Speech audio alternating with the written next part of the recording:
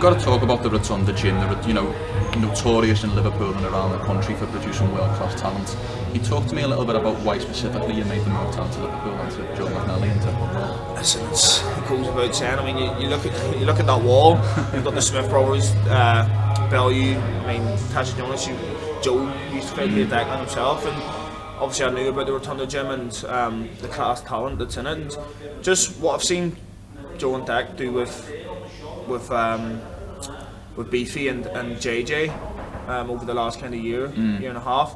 I've seen how they've improved, and both of them obviously are similar weights, or at the same weight as me. So that was kind of made me make my decision that they were obviously I wanted to come down and try things out, but that they were the perfect match for me. And listen, the Rotunda gym has an incredible history of champions that came through the gym, and a certain fighting style. Liverpool's a fighting city, and it's very similar to Belfast, so it was kind of an easy decision for me to make. How much do you think your decision to come down here was affected by the training partners? Because as you mentioned, you've got a lot of bodies in and around your weight that you can obviously learn from and can gain knowledge in. Yeah, it was a big factor for me, because in my last gym, at 25, I was the oldest in the gym, the most experienced in the gym, and I kind of had to set the level, and there was no one for me. Listen, I'm somebody that I have no ego. I'll ask anybody how do they think I can improve, and take everyone's kind of opinion on it. So, but there was no one that I could go to as an experienced fighter and go, what am I doing wrong? And they've been there, done it. Liam Smith's been a former world champion. He's on the brink of fighting for another world title. JJ's at a very high level, just beating the Roger. You've got Callum Smith in the gym. Obviously now Josh Taylor, Tony Bellew in and out, and Joe and Decker are just very knowledgeable coaches. So it was easy for me to make that decision on I know that on the side of knowledge, I'm not going to get better anywhere else. Do you know what I mean? Like, there's people in the gym that's literally been there, done it, and still continuing to do it. So I'm going to learn every single day off them. Iron sharpens iron. Iron sharpens iron, exactly. 100%. Yeah. We've got to talk about the main event, Katie Taylor, your countrywoman, I should say. Now, how important is it for you, or how special is it for you to fight on a Katie Taylor undercard, given what she's accomplished for your nation? It's very special for me. I mean, I boxed on the amateur scene with Katie a couple training camps before she turned over, and I've shared a card with her in Liverpool, my first fight with Matchroom, and it was special. But to share a card with Katie, it's unbelievable, because she's somebody that I've looked up to throughout the amateurs, and for me, not only is she one of the best fighters of all time, I feel like she's one of the greatest athletes. What she's achieved in boxing, the way she's changed the game for women's boxing is unbelievable, and it's an honour to share a card with her. There was some speculation that you might have fought last Saturday when you threw your hat in the ring to fight Chris Eubank, given all the controversy. Can you kind of give me a little bit of an overview of the Ben Eubank situation and where you maybe stand on Ben's positive test?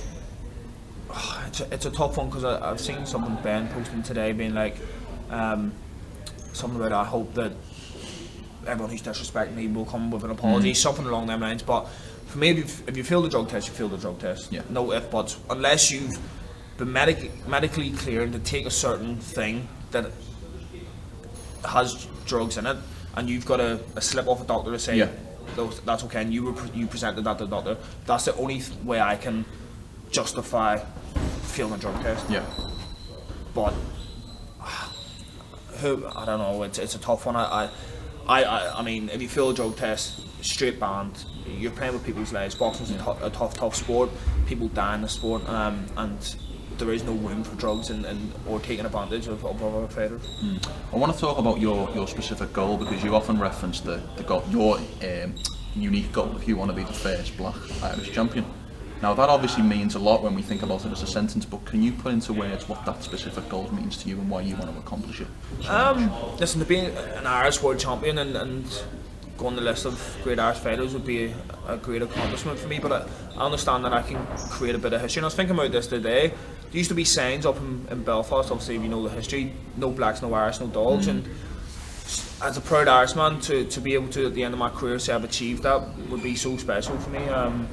And yeah, it's something I know I can create history. I can kind of set in stone for other people in Northern Ireland who's coming through, whether it's through boxing or another sport from a different background, that no matter where you come from, you can achieve great things. No matter your skin colour, you can achieve great things. And the Irish fans and the Irish people have treated me so well in my career, and that I feel like being the first Black Irish world champion and creating that bit of history is something that they deserve, and hopefully I can do that.